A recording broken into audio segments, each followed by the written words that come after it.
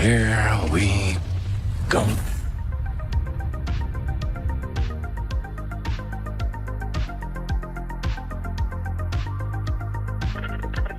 You are now listening to Two Nerds and a Universe. What's up, nerds? Welcome back to the pod. I'm Alex. I'm Brandon. And this is Two Nerds Universe, where we do in-depth discussion of all things nerdy and give you opinions nobody asked for. The day that everybody's been looking forward to, we are talking about Spider-Man and the Marvel Cinematic Universe. But before we get into that, here's a message from our sponsor.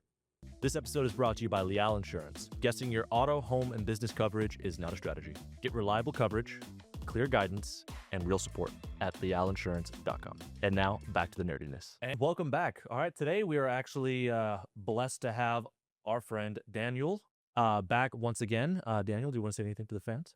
Hi. Zuko here. Dude, you put out so much good content. Like, I definitely watch it consistently. Oh, thank you. Yeah, I saw you had went to Comic-Con, San Diego Comic-Con. I know we had invited you to our Spider-Man event, and I was like, man, Spider-Man event, Comic-Con. I was like, oh. Nah, I get it, man. How was that? It was really good. I actually went for the first time last year. This year, I do feel like I got way more opportunities, albeit for whatever reason. I actually got to go into the press event for the Hasbro press event held there. So we got to see all the first reveals. I thought they were going to be on there on Wednesday night, the preview night, but they actually showed it to us first, which was pretty cool. They gave me an action figure. It wasn't even out yet for Street Fighter, which was awesome. So it was really cool. And I spent the whole weekend trying to figure out if I was getting into Hall H or not. And on Saturday, it was, dude, that whole experience with Hall H is crazy. And people started camping out like Thursday night Just for Hall H. in the line to get a wristband to get into a line for Hall H, Wow. which was crazy. They weren't supposed to be camping out, but so many people started camping out that the police like lost control of it. So they actually made a line for them. Huh. And then I remember because they had been telling me all weekend, because I was invited as press, that it's not promised I'm gonna get in. And I was like, okay. And I kind of like accepted that, you know what I mean? And to be honest, I was like okay with it. There's so many things at Comic-Con. I had a press junket that was supposed to be lined up for Saturday. So I was like okay with missing Hall H because there were so many things happening. There's also a Power Rangers toys panel, which that's me. You're the Power It was Ranger at guy. 5:30 on Saturday, the same time as Marvel. So I was like, at the very least, I can go to that, you know, and meet or re-meet the executives at Playmates. But so Friday night is when they were starting to give out the wristbands to get you in line for Hall H for Saturday, right? So the whole deal is like you're supposed to get a wristband the night before. If you get a wristband, you're guaranteed to get in at 7:30 in the morning to Hall H, right? For the entire day. If you can do two things. You can go home or go back to your hotel, go to sleep, or you can camp out in the queue line. And so we went Friday. People had already been camping for the wristband line. Friday night, we went there at 10 o'clock, and I was like, well, I wonder if we can still get a wristband and see, like, maybe the lines already died down because they start giving out at 7:30, right? And we go outside at 10 o'clock at night, and the line is probably like a mile or two long. Like, it was ridiculous. Dude. Yes. And I asked the guy, and he was like, yeah, we still need to give out about another 3,000 wristbands. And I was like, we're going back to the hotel. Like it was just, we were so exhausted at that point. Every day we were exhausted and running on fumes. And so we did talk to somebody, and they're like, just try getting here like at 8 o'clock and stand in the press line and see if you can get in. And we're like, okay. And I had taken one of my buddies with me who was going to be like he's acting as my assistant or my photographer. And I did the press pit last year at Comic-Con, and I think I had enough of the press pit because there's no chairs. It's like you're literally like in a room like half this size, like not a room, but a section like half this size. And you see them come up, which is great. You're really close to them for 3 seconds, and then you can't see anything after that, right? And so I was like, I'm good if you want to do the press pit because you got the camera and everything, you take pictures. And so they put us in this line around, I got there like maybe 8, and they put us in a line, and they came up to us and like, hey, you're getting in, but only one of you can go to the press pit. And I was like, I'm okay. I don't want to be the press pit. Because the press pit starts having rules like you can't go to the bathroom and this and that. And I was like, I didn't want to be a part of that. Can't sneeze. Yeah. Can't. No, seriously, like you can't touch the rails. Like I'm not even joking. So I was like, I'll just hand back. And so I had one of my friends, Sean from Metropolis, was there. He's from Houston, and they let us in after they let in like the first 100 people, and then they let us in. So we ran, and we got 2 corner seats, like mid center, first section. So we were probably only like, man, we're probably only like 15 rows from the beginning, from the stage, but it was perfect for zoom ins and zoom outs. So it was like a perfect like camera angle on my phone. You know what I mean? So it was like, okay.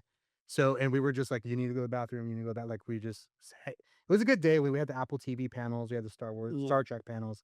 So it wasn't like we were just sitting there not doing anything. But anyways, when we get to Hall H time, dude, it was crazy because they started like, you see all the AGBO, the Russo Brothers production company, you just see them like all storm, like just come in like as an army in Hall H, and they all come in with like these trash bags full of stuff, and you realize they're the Doom masks and the cloaks, and so they're handing it out to everybody. And they started playing the music. They started playing Journey, like Doe and stuff. It was perfect. And then was it oh my god, Herbie comes out. Yeah. And On stage. He's all talking and saying hello, bye. It was like kind of weird, but yeah, it was a really crazy experience being in that Marvel. I think I'm good now. Like I think if I were to get invited again to San Diego and there was a big another Marvel thing happening, I don't think I would have to go to it. Like I've experienced it now. It was amazing. It was cool. But that was a lot of like also wasted time for one day. Yeah. Like content wise. Just for Marvel. Yeah. But it was great. We saw the Ryan Gosling reveal. Like when the lights came back on, you're like, holy, he's Ryan Gosling. He's there. He's right there. I heard somebody screaming Because I was talking to these reporters like before, and they're like, what do you think is gonna happen? I was like, man, this Ryan Gosling Ghost Rider thing has come up again like in the last couple of months because it came up like last year, right? And I was like, I'd be really surprised if we don't get a Ghost Rider announcement. I was like, we're probably getting a Ghost Rider announcement and an X-Men announcement. And he comes out like that was the first big reveal that came out. I was like, so in my video, if you go to my video and watch it and you hear like, that's me. That is me screaming. But yeah, it was just a lot of me screaming and me trying to keep my phone steady because I was cheering just along with everybody else. But it was cool. Like, and they had the X-Men, or not the X-Men, but the Avengers Doomsday reveals, but they were coming out at different points of the Hall H. And it was crazy because I was just standing in line to go to the bathroom and just to realize that there was a stage right behind me and never realized it in the back of the room. But all of them came out in different sections. So everybody had something cool that was around them happening, right? So they all eventually came down. And so I fist bumped Captain America, Anthony Mackie. No, he's not Captain America anymore. Anthony Mackie. I fist bumped Danny Ramirez, Falcon. Yeah. And then Shuri. I forget her name. Yeah, The yeah. actress's name. I was trying to get M'Baku, but he was like all the way over there. And Paul Rudd was right behind me. I didn't see him. no. Cause I didn't realize because he was so far back from the others. They had all passed, so I like gone that way with my. And you camera. just see Paul Rudd. And he comes right by me, and I was like, He's over here putting his fist bump up, and you just what? Okay. oh. What were other experiences? Really, it was a lot of networking this year. Talked to Hasbro, talked to DC, talked to Marvel. Yeah. Talked to Boom Studios, which is a big one for me because they do the Power Rangers comic books. It was good. I felt a lot of good work was done for what I've been trying to build. Yeah. You know, and I just got an email from one of them on the way here, which is cool. It's about doing a collab probably later this week. So yeah, it was a great. Like I felt was more productive than last year. Last year I felt was like me figuring it out, and this year like I knew what I did. I knew I don't know everything, but I knew how I was gonna do it. Yeah. I had more of a plan because It was more structured. exactly. Yeah, So for sure. I got way more content quicker. Yeah. The videos because you guys kind of follow me a little bit, but I know you like I have a lot of image news posts. I do a lot of regular posts mixed in with videos. And I was like, I'm just gonna focus on videos because I can just like literally just throw my logo on there and push it out. Yeah. And not worry about everything. Yeah. So I was at some point I just stopped caring about the captions also. I was just like, I need to pause this. I just need to get it out. So it was Yeah. like whatever. Because they're saying like, one of the biggest things about making reels is making sure you have captions. Yeah. Most people listen to or watch videos on silent, but I don't think anybody was watching I think I probably got a lot of my views, probably 300,000 on a couple of videos, and even just me just say, hey, I'm on the way to Hall H. Yeah. I got 10,000 views on that. And I was like, okay, people are really watching. It's just my head, you know. Yeah. You're like, no, nothing's crazy going on. I I'm think gonna start posting. Hey, I'm going to Walmart. it's crazy because I had came back on Monday morning. I got in bed at 3:30 a.m. and I had to be at the Spider-Man Brand New Day in Austin. And so I had to leave San Antonio around 4 and to get to Austin. And I watched the movie, and they were really big about us doing the social media embargo, which usually the studios don't really care about the social media embargo, right? But they're really big. And so I released a video after I watched the movie. It was like, I have seen Brand New Day. And it's just me saying over and over, I know what happens in Brand New Day. And that video got 50,000 views. I was like, And you didn't even disclose anything. I didn't about it. say anything. All I said is I watched Brand. It's I guess my head is popular now. So it's just Well, just so zoom in on his head right now. well, it's funny. One of the emails I just got was we're seeing you're doing talking head videos now. And I'm like, okay. Well, Just it's a floating intentional. head. I saw, and actually I was kind of shocked about it too, because generally in some of the previous and Comic Cons, for Marvel, they would break so much news. They would break news in terms of shows, upcoming movies. They would put out slates where there's hey, 15 movies confirmed. And then unfortunately, as we know, some of those projects didn't even make it. They canceled them even before Yeah. they even started production. Well, they're also D23's next week. Yeah. So So what I was gonna say was that people that went to Hall H, and of course you were there, so you can say it too. I feel like us on the outside that weren't there, you were only 3 things. That's Yeah. it, and it was only Black Panther, Ghost Rider, and they showed a new trailer for Doomsday. oh yeah, the Doomsday footage that was cool. So those Yeah. 3 things, and it's kind of really that's it. But it's better than the alternate where previous Comic Cons they would say 10, 15 movies are coming out, Yeah. and then 7 or 8 of those Oh, didn't that's even work. fair, yeah. So I think they're being very cautious on what they put out because they know these projects will happen. The last time I remember them doing a big reveal like that was probably before Winter Soldier, where they laid out the phases and stuff like that. Because there's been a big push for D23, Yeah. and that's their show now. Especially since post-COVID. I feel like Marvel owns Comic Con though too. And they do. I mean, honestly, when we were there, they had taken over pretty big spots. You know what I mean? They had the gas lamp. They had they had a good section of the floor too, and just everything around. There's just a corner for DC. When even then, the little outside. banner flags, you see them outside, they were all Avengers Doomsday flags. It's Like Marvel's all king. around the entire city, which is Marvel's king though, Yeah. when it comes to that. And even D23 too, people are upset that they didn't release any mutants going into going into everyone expected that there's gotta be mutants. They're definitely gonna talk about X-Men. oh, And then they- Comic-Con, you mean? Yeah. Oh yeah, yeah. And then they didn't. And everyone's like, what the hell? And then you're like, well, D23 is around the corner. Yeah. Maybe they just wanted to wait because if you started going into mutants prior to Brand New Day, you couldn't disclose who Sadie Certain Sink was information. playing. So then you're like, okay, maybe. But hey, Deadpool might be one of the boys because apparently he was wearing the gray outfit. Dude, he was jean outfit. right there, and I was like, Didn't even know it was him. Obviously by design. I'm sure if he's super, especially Ryan Reynolds. I mean, he's got a very popular. did piece. you hear the name of his suit? Jean Grey. Jean Grey. Yeah, so that's why it was he was giving you clues and you didn't even know. Yeah. But obviously D23 is coming up, and now that Brand New Day is coming out, and we know who Sadie Sink is playing. And for the most part, I was honestly gonna go in here and say, hey, spoiler. There's gonna be spoilers in here. It's for the people that haven't seen it. $930 million worldwide. I can't really go out here and say, for those of you that haven't seen, so many people Yeah. have watched this. I movie. was driving An here thinking about that. insane amount of people Yeah. saw this movie. The only other movie that beat it was Avengers. Right? Endgame. But that's only globally too, because Spider-Man Brand New Day now owns the domestic all-time record. Dude, that's a culmination of movies versus one movie. Yeah, no, I was thinking about that on the drive over here. I've actually never in my life had a problem with squeezing myself into a movie. All I got to do is find one seat, and ideally, it's not a Willem Dafoe seat where you're just sort of like in the front. And I've never had a problem with that, even with like super duper famous and desired movies of the year, like for instance Odyssey. I was able to quickly find one like, oh, right, Not in got it. IMAX 70mm. You want to go watch Shut one up. standard format. But So with yes, this, doesn't matter what you saw. I mean, how you saw it. Every theater was yeah, just filled to the brim. Using the Flix Brewhouse, the one that I go to, I love that filled. theater, They by were the way. they had places. They had Flix is cars in awesome. places that it's not even for parking. You know, that's how many people were there. It's ridiculous. no, well, Did you park at the Walmart?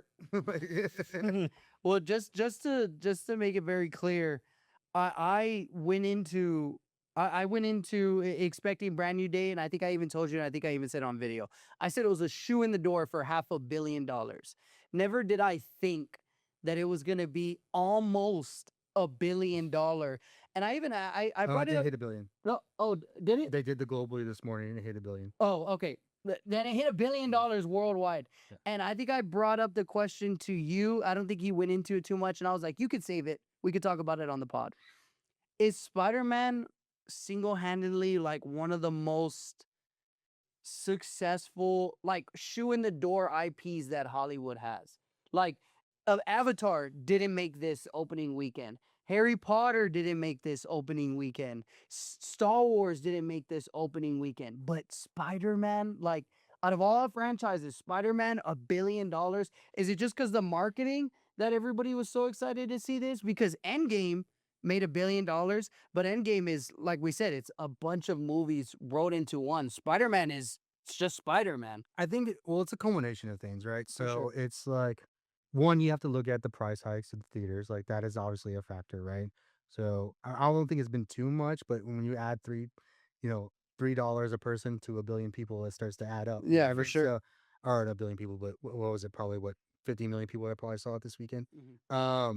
Also with this one was, I don't know if you guys remember, but Spider-Man Homecoming did not have this hype. No, No, did And not. Mm-mm. Spider-Man Far From Home had a little bit of hype. You know what I mean? So it's something that's been built up too. This is Tom Holland's 7th appearance as Spider-Man in the Is it? MCU. Yeah. Civil War, Infinity War, Endgame 3. So, yeah, Yeah. So that's crazy. This is something that they've built over time. For sure, yeah.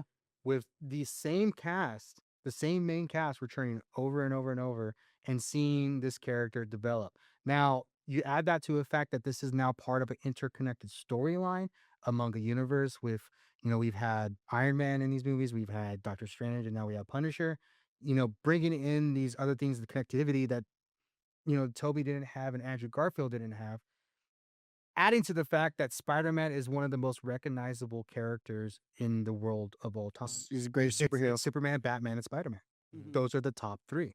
You know what I mean? And Mhm. so that, I think you put in all those factors, and that is what made this movie so successful. That's why we haven't seen it with Superman, even with, I know Man of Steel did numbers, but didn't do this numbers. You know what I mean? You didn't see it with, obviously, with the James Gunn version, because these are new actors that are coming in, new storylines. This is a continuation of a storyline that started in 2016.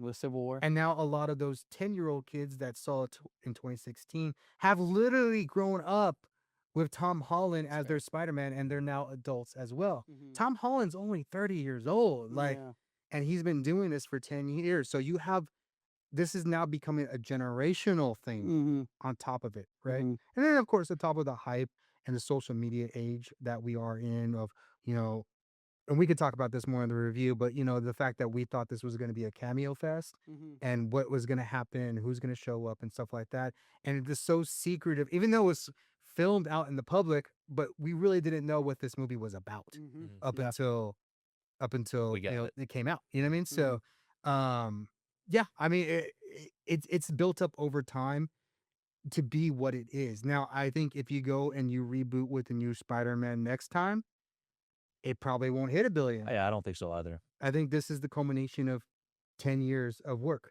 of they put into this one specific iteration. I couldn't really even see a reboot, to be honest with you. I'm sure Tobey, of course, Tobey Maguire fans said that, and then there's Andrew Garfield, and then Andrew Garfield fans say that, and now here's Tom Holland. But it's like, what direction do you go to reboot this? And it clearly seems to work with Tom You Holland. know what? You're right. Maybe you know. maybe not, man. I mean, you mean- imagine you saying that if given some appropriate level of time after now, that if they decided to come out with a legit teaser for a Miles Morales movie, that wouldn't That's like, different. spark some No, a that's live different. action No, Miles Morales movie, that's wouldn't different. spark Yes, some interest to the same level as what we're seeing now. absolutely. But that's different. I think, and don't get me wrong, because I totally believe that Tom Holland owns Sony now. Like, yeah. so whatever Yeah, that's- whatever he wants to do, Let him do. they're going to do. Mhm. Now he's been talking a lot about interviews lately, and I suggest this to all nerds: is make sure you're watching your press junkets.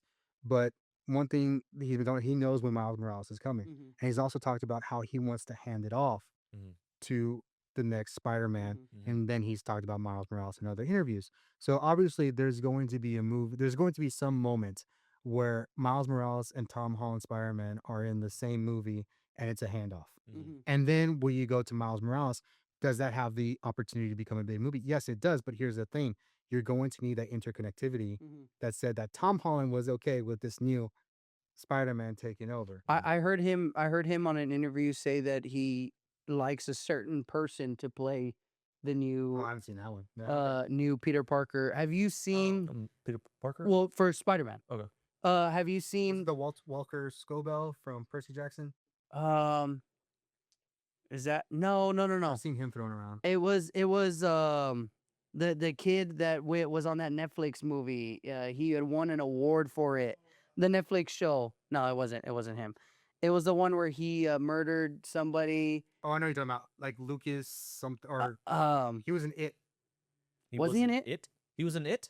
Yeah, The movie It? He was the stuttering kid. Ah, it's gonna make me mad. No. I'll tell you who it is. It's gonna make me mad. It was about Break for research. Talking about Jaden. Are you talking about Jaden huh? Martell? Adolescence. That's what it is. Did you watch that show? I don't think so. Adolescence. I'll show you the kid real quick because I've seen Stephen Graham. Owen Cooper. Oh yeah, he did an interview with Jimmy Fallon, and he said he would be interested in doing. Yeah, and I'm hearing talks about even Tom Holland would like I mean, realistically, eventually they're going to reboot it. Like, for sure, just like anything, just like Iron Man, just like Captain America, they're gonna eventually reboot it for sure. I just don't know. It's when Tom Holland decides. Yeah, And Tom Holland's 30 and he still looks 16. So So let me not in this movie. You look like a grown ass man in this movie. But with I would personally, I'm not sure if I want it to happen like with the story that we have so far. It seems like it's a little too much to have before you actually hand the torch off to a Miles Morales type character. But do you think you would want to see some storylines with Tom Holland Spider-Man introducing his relationship now with Gwen Stacy and or Black Cat? I don't think it's gonna happen. I mean, I think they might introduce Black little too Cat, much. but it wouldn't be like a romantic relationship. You know, As long we've built up Zendaya over 4 movies. I'm over Or her. of Mary Jane. you're over her? I'm over her. Okay, no. Come on. If they weren't, I thought there's the opportunity to do it here, because I don't know if you guys read One More Day and then actually Brand New Day, Yeah. where they weren't married anymore. Mhm. This was the opportunity for him to move on and actually meet somebody else. But if they didn't do it here, They're not gonna do it in they're not another gonna do movie. it. I took the ending of that movie or the direction of what happened in Brand New Day as a hey, I don't love you, but that's fine. That doesn't mean we can't be friends. That doesn't mean like we can't enjoy each other's company. Because obviously, if you've seen the movie, you know that he still after he dropped her off after she told him that she still welcomed him inside. For coffee. Yeah, and then just seeing the chemistry that and it seemed like it was also from her point of view of how he was with Ned. And it was kind of like her realizing, like, man, they got chemistry. Like, you know what I mean? Like, this is really like real. Like, I can't really feel something for you because I don't know you. But even though Ned doesn't know you, it looks like y'all are best friends. So it kind of feels like maybe they have moved on away from MJ because maybe like the focal point of this true story here is that like Ned needs Peter as much as Peter needs Ned. And I feel like Zendaya can sort of move on. Well, MJ. And I feel like they should bring Gwen Stacy at some point, or they should bring Black Felicia, right? Felicia Jones. They never had a Black Cat. I think if live they action. bring in Gwen Stacy, she's gonna be Spider Gwen. Like I think That's fair. That's yeah. fair. I That's think fine. that's the only way they're gonna do it. But and maybe she dies or maybe she doesn't or whatever. But I just don't.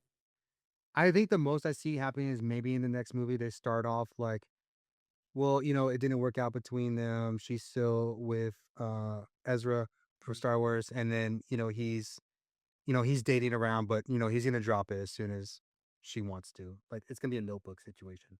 Yeah, I'm not sure. I'm You know what? Because I see what you're saying with that, and if they did do that, I feel like I would certainly have like a little something to say about that in a negative way. So far, what they've done with Mary, like with MJ, is at least how Zendaya's playing her. She's amazing. I mean, she's great. She's a great I like actress. seeing this MJ compared to the comic books. MJ is kind of a terrible character and pretty much only utilizes Spider-Man for fame She's Venom now. and whatnot. Is that where she's at right now? She's Venom. That's wonderful. Maybe they do something with that with Tom Holland. I doubt it, but that'd be cool. But unlike her comic book counterpart, Zendaya's doing a really good job with that. So I mean, I like keeping her around for It's not for a reconciliation. I think the fans would love it. I mean, they're making this version of MJ 'cause she's not Mary Jane. She's Michelle Jones. They're making her Lois Lane. This is what it is. Like She kind of is, isn't she? that's what she's gonna be. Like it's always gonna be Peter and MJ in this universe. It's never gonna be Gwen Stacy, Yeah. Felicia Jones. You don't think whatever the next movie may be in the coming years, Felicia Jones corrupting Tom Holland, Peter Parker, and that turning him toward a darker side, especially with the Venom, perhaps I don't. aiding in that corruption, Can- and then what can bring him back, but his love for Michelle Jones, nothing like if that. they do any of that, it's gonna be with Miles Morales.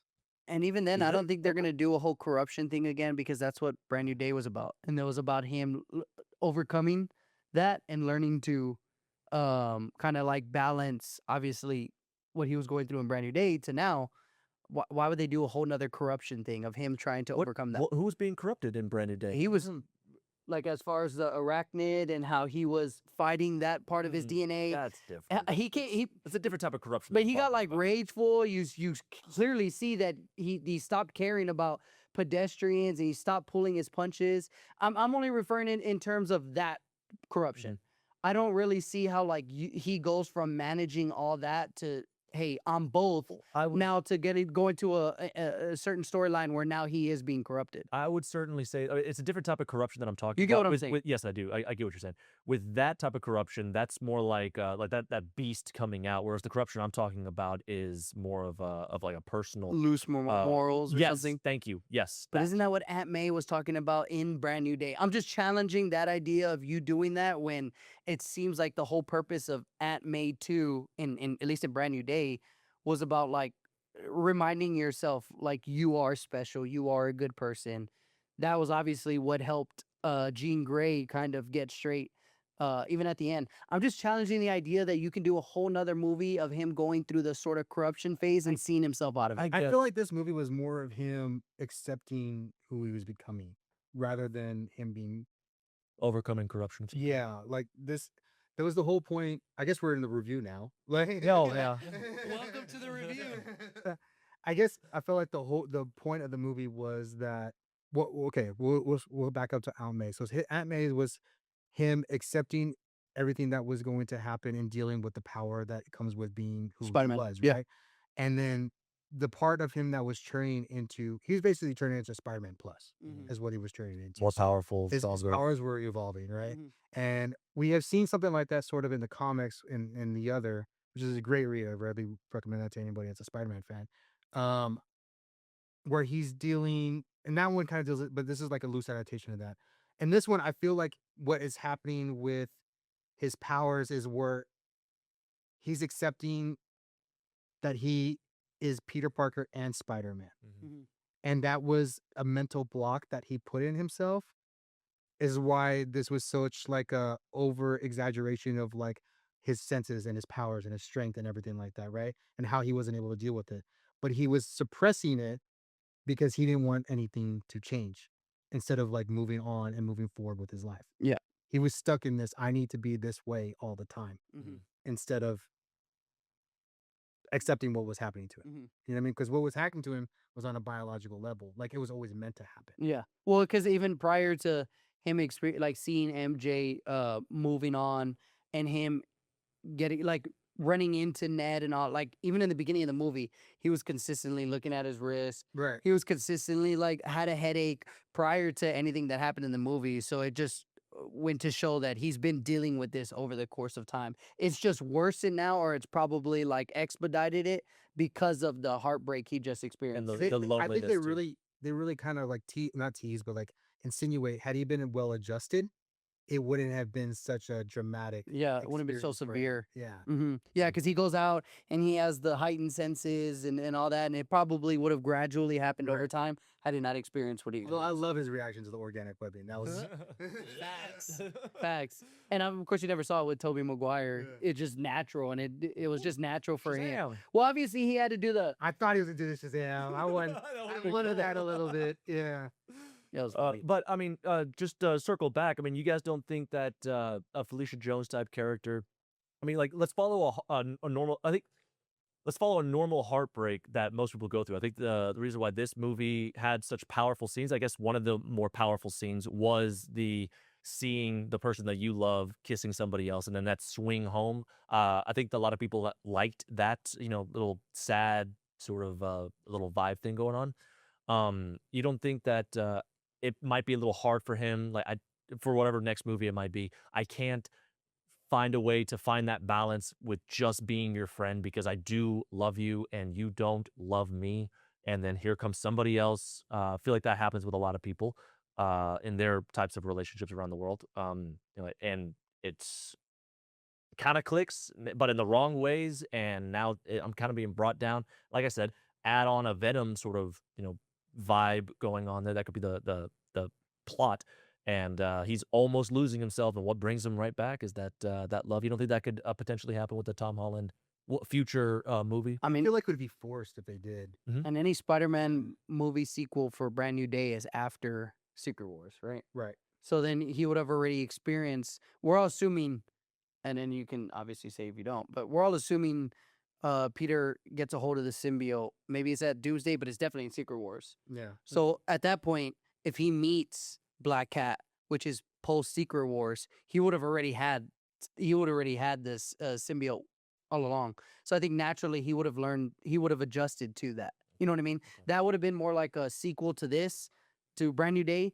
Him not only first becoming one with the symbiote, but meeting Black Cat. And I don't think that's really. I think gonna if be they the were to issue. bring an alternate love interest, it would have been this movie.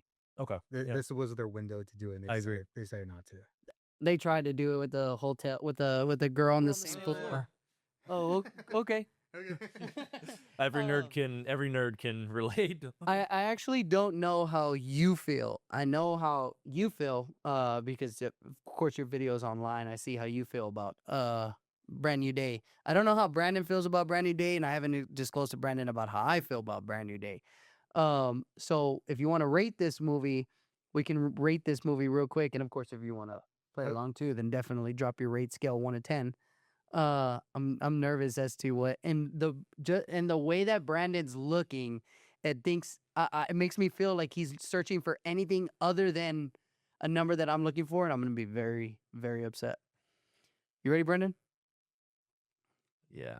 Don't say something stupid. Ready? Ready? Yep. 3, 2, 1. 8.9. Oh, okay, that's fine. I give it a 9.5. I think I would be remiss if I didn't. It's one of the most important movies of this year. It's probably going to completely destroy Dune and Doomsday. But I'd be surprised I don't if know. Dune Wait, had what the did you same rate? out. You rated it a 10? Oh yeah, it's 20. 10, 20. I love it. Okay. Love it. Then I just can't put it at like a 10. Before I watched the movie that morning, opened up my phone, thought it was a spoiler. It was not, thank God. But it was just somebody saying that their thoughts are that this is better than Spider-Man 2. It's the best Spider-Man movie of all time. Yeah, And I'm like, okay, that's that. was my video. That was my video.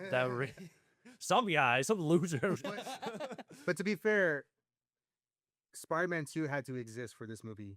Yeah, for sure. Absolutely. You wouldn't have got the organic webbing because that didn't come from. I'm not even talking about that, but just taking the character and having that emotional arc and come back from it too. And having haven't had those movies, and we can go back to having 1978 Superman. Like all those movies had to exist for this one to happen. You know what I mean? Makes sense. And I said in my video, like I feel this is the best superhero movie I've seen since The Dark Knight. And I preface this, I know Avengers Endgame happened, but that's an ensemble movie. Yeah. This is like the solo superhero movie. I agree. I feel like this is the best superhero movie we've had since The Dark Knight because it breaks it down. And what I said, I haven't actually said this in my review, but what I figure is that we all went into this movie expecting a cameo fest. Are we going to see Daredevil? Are we going to see Jessica Jones, Luke Cage, are we going to see Danny all these Rand. people in this movie? And you're watching this movie and you forget all about that. Like, yeah, I don't need it. He didn't need it because it was such a great movie. It had humor, action, emotional. We had everything that you have culminated in a Spider-Man movie. They took all the great parts and put it in this movie. It combines what's best about Andrew and what's best about Tobey. And the comics and the animated series and everything. Like it Mhm. brings everything together full circle into this movie. Now, is it a complete adaptation of any of those things? No, absolutely not. But it makes it its own. And that's what Dark Knight did. That's exactly what Dark Knight did. I'm not sure. I mean, like that's probably one of my main gripes about the movie. I mean, I have gripes about the movie. I was gonna It's say, what are really your gripes great. if it's not a? It's really great, 9. but there are some gripes, man. I What mean, are they gripes? one of them being, I can't sit here and definitively say that it's better than the Spider-Man movies that we have in the past because Movies, plural. yes, like Tobey Maguire, Spider-Man 2, TASM 1, and all that. I'm not sure I can sit there and say like it knocks them out of the water because in order for this Spider-Man to happen, you said that it stands alone. I mean, you wouldn't be able to have it if you didn't have if it wasn't smack dab right in the middle of the Avengers saga in the universe. Whereas Tobey Maguire Spider-Man, the trilogy in general, stands alone as itself. It doesn't need any other superheroes. Doesn't need any of the lore for it to be Well, a but standalone that's movie. And you need the lore of Brand New Day for you to make sense of it. You cannot just watch it by itself because then you're sitting here like, who's Ned?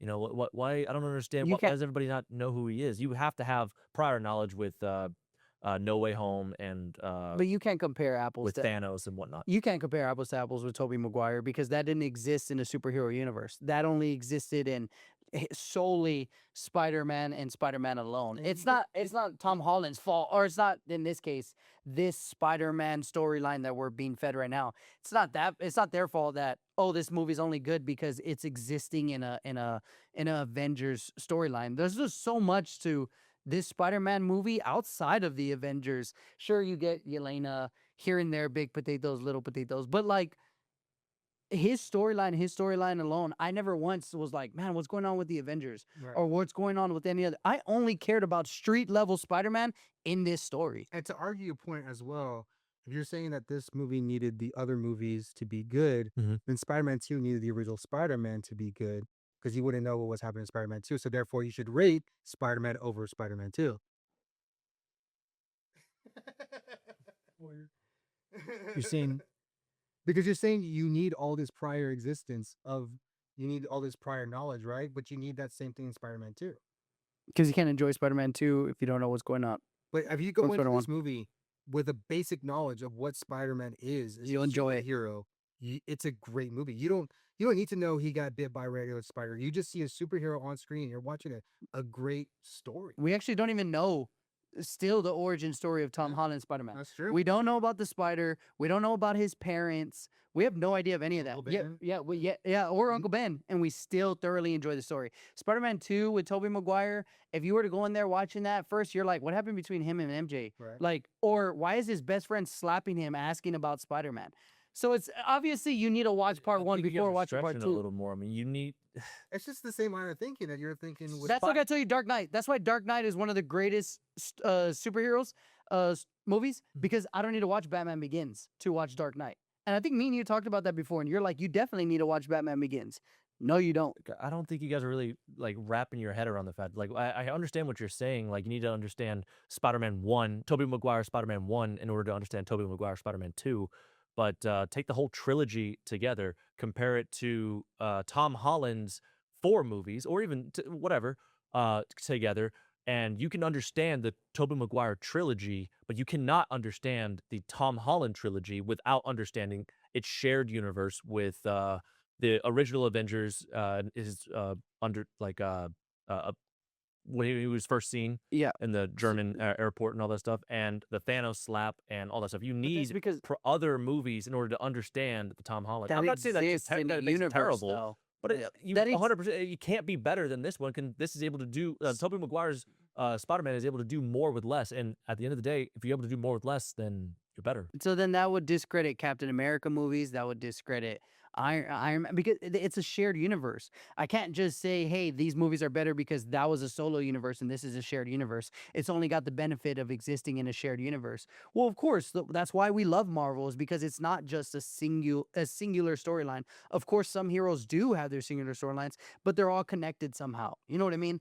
And that's why I think the MCU well, not Spider-Man in general, but just MCU in general, like why we love those movies, phase 1, phase 2, phase 3. Maybe we haven't been a fan of phase 4 and all that, but even those movies that we hold dearly in the beginning of Marvel, they all still interconnected to each other at some point. You know what I mean?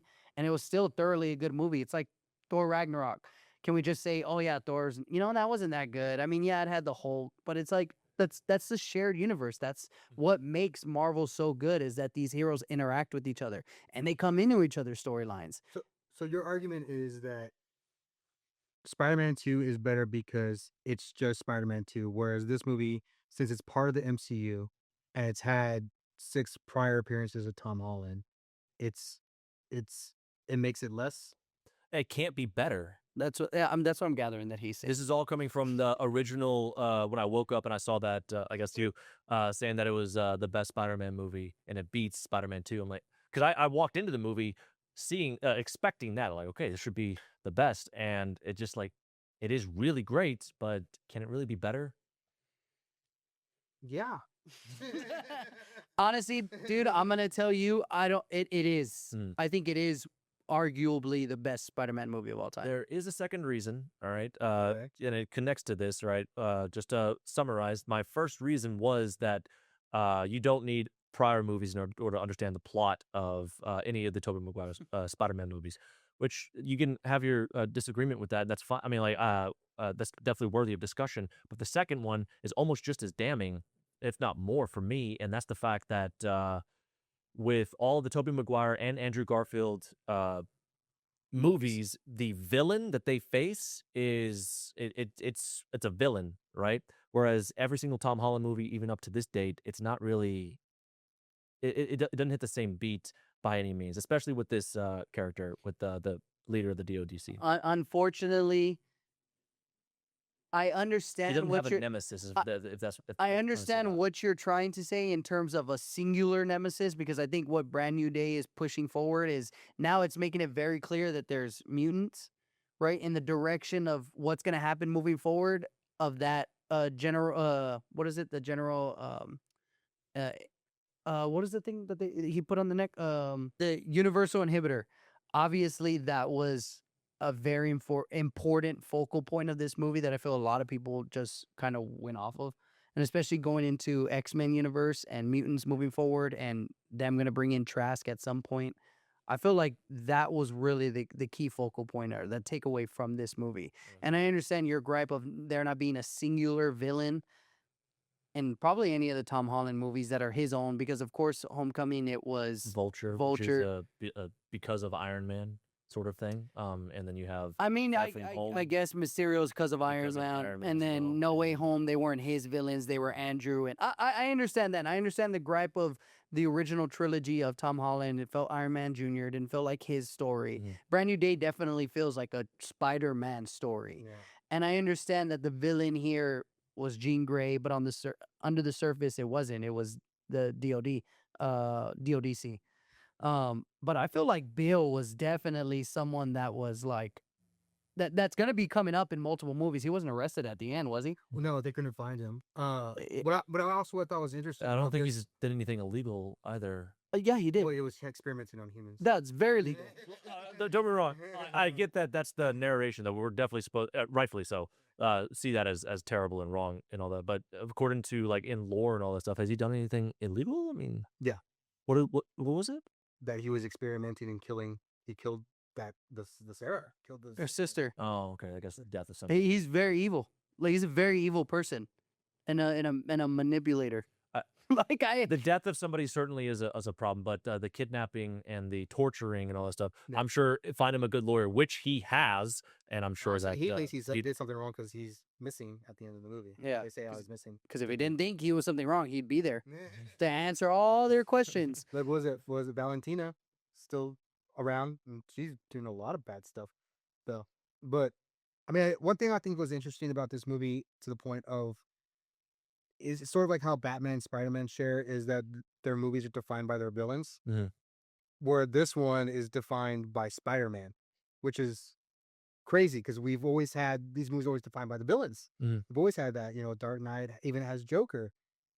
Every Batman movie, they sort of need that to push the movie forward. Where this one, our villain is Jean Grey. I would say our ultimate villain is Jean Grey in this movie, Mhm. and then we find out our Metzger is kind of one behind the scenes making Jean Grey the way she is, right? Mhm. But the way that the movie focuses on Spider-Man more than the villain is what makes this stand out so much to me, and why I would argue it's better than any Spider-Man movie that we've had. Because we're Spider-Man 2, where I think what Spider-Man 2 did really well, where the Batman movies sort of like always kind of struggle, is it balanced the Spider-Man and Doc Ock and the hero and villain story, and making Spider-Man 2 is going through at least issues with his powers and doesn't want to be Spider-Man, Mhm. while Doc Ock is having to deal with this thing that's taking control of him, and he's upset, his wife had died in an experiment that he caused. Like, we have two equal parts of that in Spider-Man 2, where this one is just like, we're Spider-Man, it's all about Spider-Man.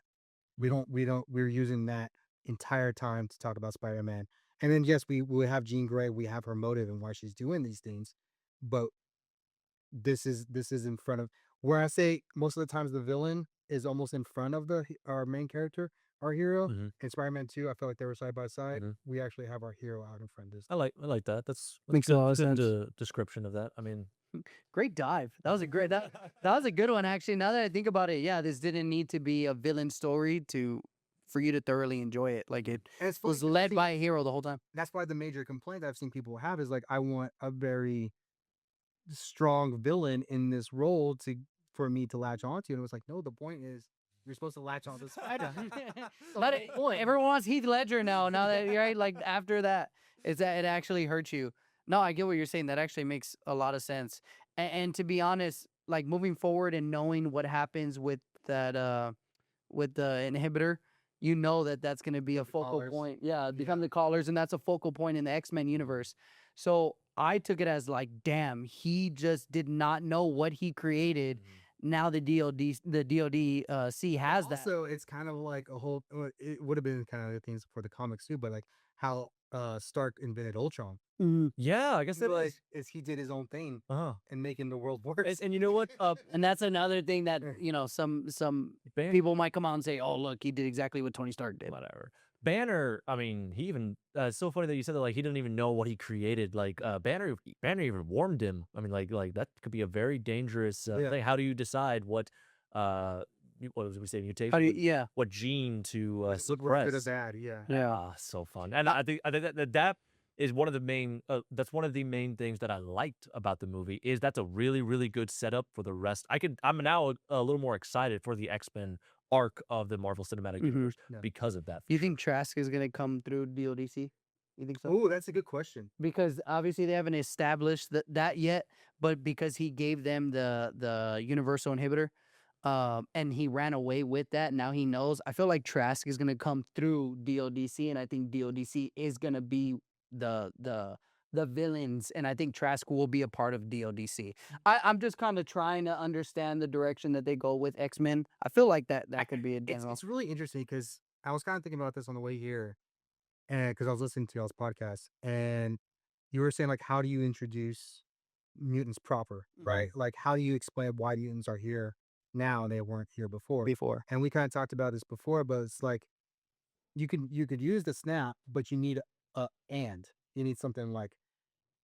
I think the way that would work for here, if they decided that the snap was a reason that, yes, it activated the gene that was already there, but I think that what you would need was like mutants had already existed, but there were just far less fewer before the snap. Does that make sense? It was less. Oh, okay, yeah. So Like the snap just made more of them, like the latent where they're because you have to have an Xavier, you have to have a Magneto. That's what we talked about. And you need them to pre-exist before Jean and Cyclops, right? Yeah, for sure. So getting back to your point is that we're such in an early stage of that we've never seen on screen For sure. of where the mutants existing that we're about to see because even the first X-Men started with the court hearing of do we pass the law limiting mutants' rights, right? Where we're gonna start is literally where mutants the public finds out about mutants for the first time rather than starting at a point like we know they exist. And Yeah, they don't even know they exist. we're literally going to start where like mutants exist. What do we do? Yeah. Like, What is a mutant? Like they don't even know what that is. I've always been confused about the idea of how in the same universe that superheroes exist and people love superheroes like the Avengers and whatnot, how they can hate mutants. Because of Jean Grey. I And think that's going to be the yes, focal point and there. I think this was a really good introduction to that at the very least. I think Jean Grey is where I think what Jean Grey did and how that radius, say it was half a mile or a mile radius, of how everybody like kind of froze like that. I feel like they're gonna use that as a look what mutants can do, or look at what happens when this power is in the hands of children or something like that. Then I think that's when the world will, or at least what it seems like is the world will be like, okay, yeah, then maybe not everybody should have those powers. With now that the Punisher is inside this movie, I mean, we now it's 100% confirmed. I mean, one can definitely come to the conclusion that stuff like Daredevil and Luke Cage and like Danny Rand and the Iron Fist and whatnot, and Jessica Jones, like they're all canon now too. One of the main conflict pieces across the entire Defenders line is like people like, where does it end? I mean, we're just going to allow anybody to become a vigilante? People are starting to rise up and kind of distrust and dislike vigilantism across. You can't, and not everybody could be the Avengers, right? Which of course leads to a big thing with, of course, Civil War and whatnot, right? So we've explored that conflict and that time, that narration with so far in the MCU, and I'd certainly love to see. So what? Anybody could be a superhero? I mean, you're gonna allow, like you just said, are we gonna allow any child to be able to wield fire and burn down villages because they have a tantrum? And I think that's what we haven't had so far in the MCU. And I'm really trying to think is that we haven't had superheroes born with power, and that's the difference, right? So we've always they've acquired it in some sort of way. The only one I can think of is Wiccan, but again, his birth is like weird. You know what I mean? Yeah. So with Scarlet Witch and him existing, so his soul was born rather than he was born, right? So I get that. I think that's how you can kind of frame it is like, well, now a new race is being made rather than before, because we had the Sokovia Accords and we just sort of had it with the Vigilante Act in Daredevil season 2. Yes. So how do you make that different? And it's really like going back to the real, like, kids are being born with this now, and children are literally making fire and stuff like that, and that's how you make the difference between Captain America and Cyclops. You know what I mean? Yeah. So they're gonna have to make sure they really word it carefully For sure. on how they make sense of why people don't like mutants, unless they go all in and like how Dark Phoenix started off and was like, the president is calling Xavier like, let's, we got to bring the X-Men in. So I mean, they could do that too, but I mean, with everything that's happened with the Sokovia Accords and New York, the MCU public opinion is going to be, no, get rid of these kids For sure. immediately. The only thing that's kind of throwing me off, and I highlighted it to you a couple days ago, is that if they go that route and they say that mutants have been a thing, they were just far and few in between, that means Professor Xavier was a mutant, of course, right? Right. And then that means Magneto, Eric, had to be because he went through World War II. I think they have to bring that up too. So then that's my point, is that if you do that, then that means Thanos coming. That means the Battle of New York, all that. Professor Xavier just decided to stay away from all that. Like, But who said they did? I mean, we've seen that in the past too, where like Ancient One. they were helping in Little West, you just didn't know. I guess Ancient One, they have her attacking the Chitauri on the building, but you didn't know the Ancient One was there to begin with. And to be fair, I mean, all that stuff was just happening in New York and Xavier schools in Rhode Island, right? Yeah, it's the way. Yeah. Yeah, so they weren't there. And what about Thanos too? Like Charles Xavier with Cerebro. Does Cerebro exist in the MCU already? I don't know because that's the good point. Like we're seeing like the really, really beginning. Yeah. That's the thing. We haven't even in the comic books, the first issue, they were already X-Men. Yeah. So it's like we're gonna find them Xavier finding Jean Grey. We're gonna see Yeah. Xavier finding Cyclops. We've never seen that before. Yeah, for So sure. that's what I'm saying. Like we're getting to the point of like Trask, you're now working on the Sentinel program. Like that's where we're gonna literally start. And it's hard because we've never been to we've started like the tea of where this happened in the stories that we were only told about. Yeah. That you've never actually seen it unfold before We've you. seen like the flashback thing. They need to have Magneto going through World War II. That's a very very important part of his story. Sense. Dude, the dude's What if they just that dude's made gonna be really, they- really old. He's gonna they- be like 90 years old. Yeah, but do you just say mutants age differently? Because even in X-Men 97, he's older already, white hair, yet he's still built to anybody who wants. You know what I mean? Yeah. And you could just say they age a little bit differently, or That's good. I mean, it's affecting their genes for sure. Yeah, I Yeah, can see that. yeah. I'd be comfortable with that. so. But explanation. even then, it's just I don't know how I feel about there being a Magneto and he wasn't impacted by World War II. He has to. That is a big part of why he does what he does, or how he feels towards the world, because he says humanities are monsters, because he went through that as a young kid. it's very important that it has to be World War II as well, because we have to remember concentration camps were legal, back then, and his main gripe isn't, the terrorists that's on the other side of the world doing criminal activities that humanity is evil. It's not that. It's the fact that this was legal. Yeah. This was people were okay with people being raised, slaughtered like cattle and all that. Could they say something that you would accept?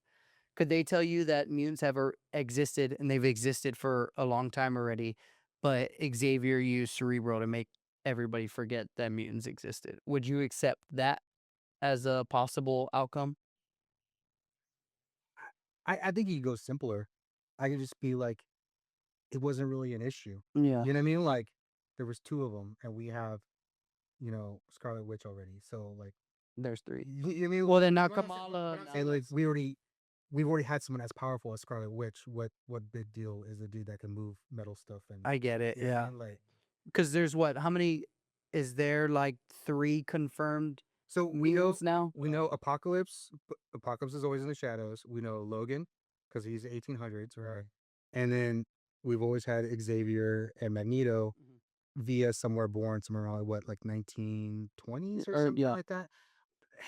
And that's sort of my and that's fine. So far, just to add to what you're saying, we also have what they call enhanced individuals because they didn't have the rights for mutants with Scarlet Witch and Quicksilver. Quicksilver. Thank you. But Namor exists in the MCU, and isn't Namor a mutant too?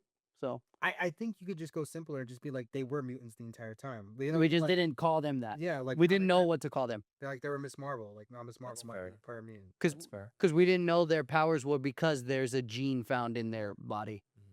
Make it as simple as possible. They're gonna have to. Yeah, The more you have to explain it off, the more People are like gonna me buy will it. just tear it apart. Yeah. Just like you're doing for Brand New Day. So those 2 gripes. Is there any other gripes you have, or please tell me that's it? I still really like the movie. All right. I'll tell you now- my nitpicks. I'll tell you my nitpick. Okay. My nitpick is like I feel like SWAT should have been over Frank the entire time.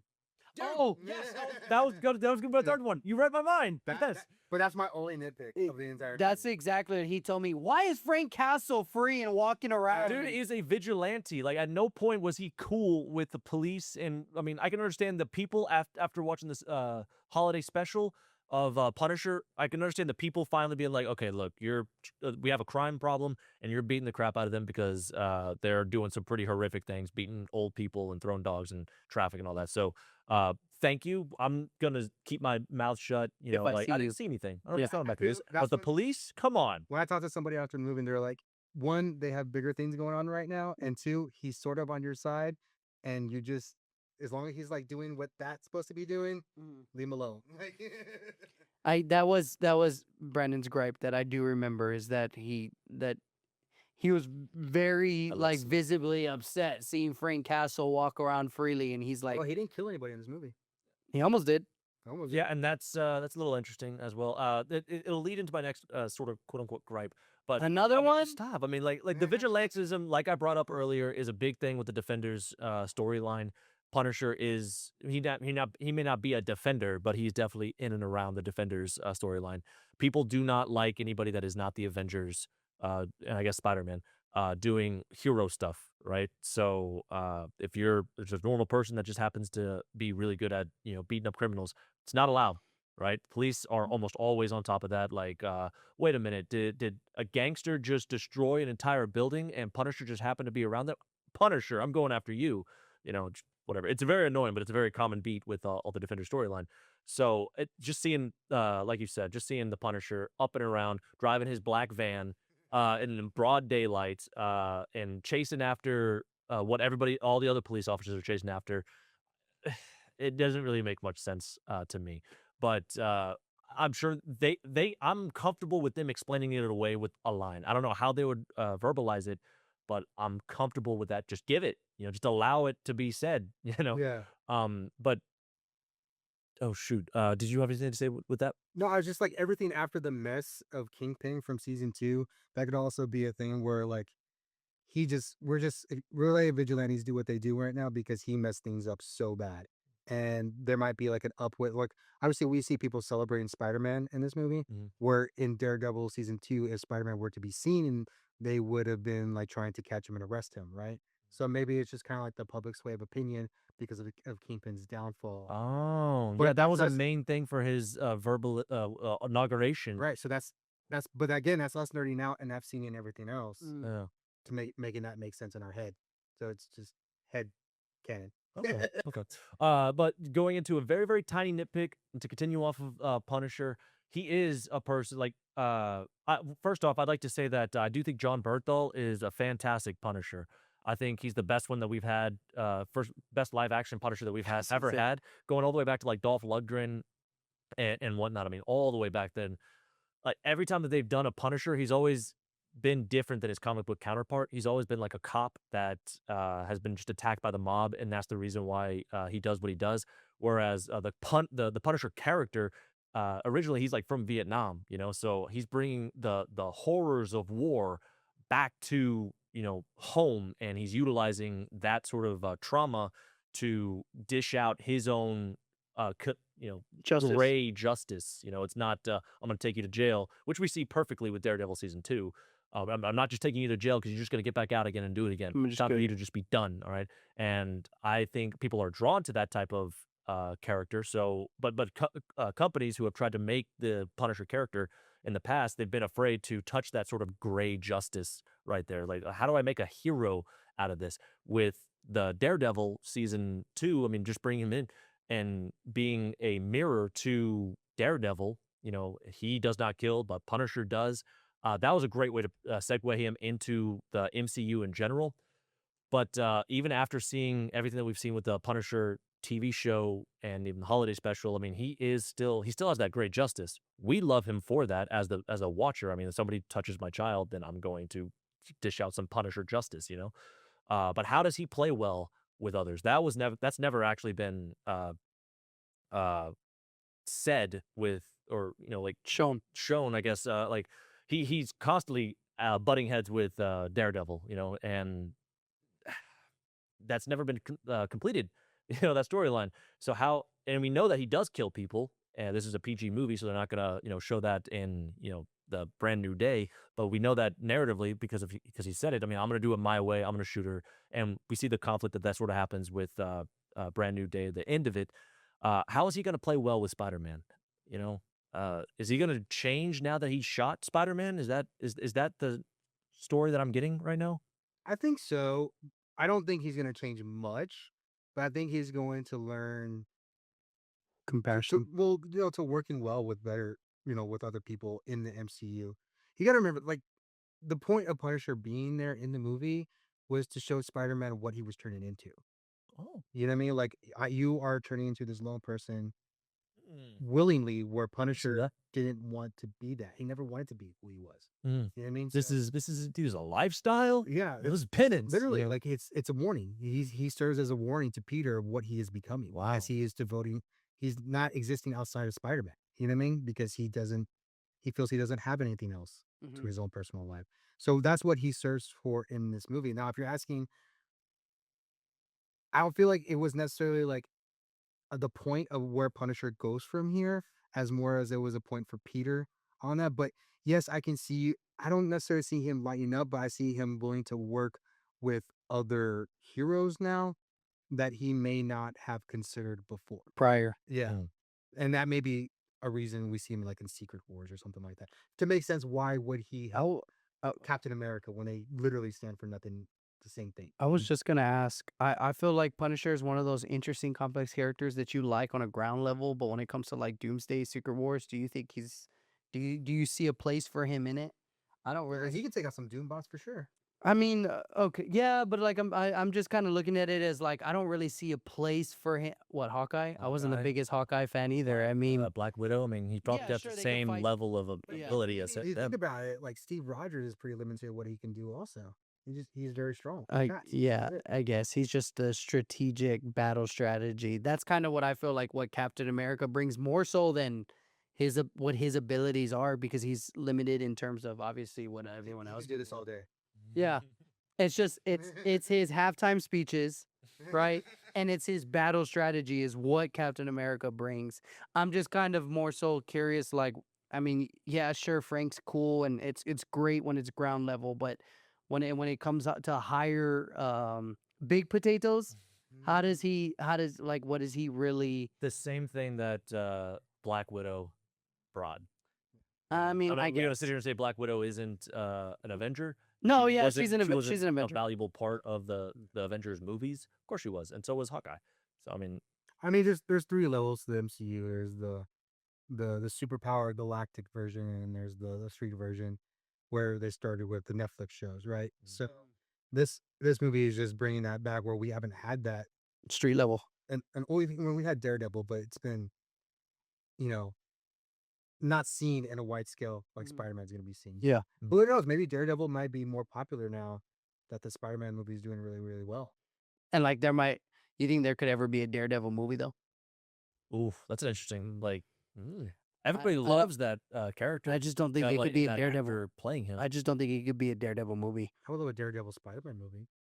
I think that'd be cool. Like you're talking about like a Spider-Man movie similar to what we just saw right now with Punisher Or like playing that whole Wolverine sort of thing. Like, They do that. Not in the same in that thing. cartoon I get what you're series. saying. I get what you're saying. I just don't. Yeah, maybe, but it's always gonna end up being a Spider-Man movie. It just features Daredevil. guess. Features funny how Punisher. Deadpool and Wolverine's a Deadpool movie, but Wolverine's in it, and he's had way more movies than Deadpool. Yeah, true. I get it. It's Spider-Man though. Like, who can really compete with that level of fame that Spider-Man comes with? We argue about it all the time, and I don't care. No matter what you say, I still think Spider-Man is the greatest superhero. Maybe at a different time and era, it was Superman because of Christopher Reeves, because of the comics. But like the direction everything is went now, it just feels completely lopsided when it comes to Superman and Spider-Man Spider-Man. is just more relatable. Yeah. That's the reason. That's always what I argue with this dude about. And that's why I always tell him why I love Spider-Man is that he feels like we feel. He hurts like we hurt. At Superman, a building falls and he just comes right back up. Or he's hurt. Superman is hurt and all he does is fly above the clouds and he's good. Spider-Man can't just go fly above the clouds or go do this. He has to fight back from that pain. Kind of similar to how we saw Dark Knight and Batman and Dark Knight Rises. We just saw him skip out of a hospital bill. Like, Yeah, criminal. J. Jonah Jameson's having a field day with that. Yeah, dude. Taxpayers' money. Why was J. Jonah not in this movie? Yes, that's that's a a good question. great. I saw an interview with, nitpick. oh my God, I can remember his actor, J.K. Simmons. Well, I don't know what he was doing it for, but he was just like, yeah, I'm not in it. I don't know why I'm not in it. But I think it's also, I don't think they should have made him like the InfoWars guy. Like, I don't think that was a smart move. Yeah. I think it's perfect for what he is now, right? I mean, we saw that in No Way Home, right? Right. Yeah. Yeah. It started off with him basically in his boxers in his apartment, and he's alone. A And green he's screen behind that Right. angry guy on YouTube that everybody seems to be subscribed to. And probably after he exposed Spider-Man's identity, that's when he became super famous. Right. And then we see him again in the next movie, and he does have a Studio. studio, and people do watch him on TV.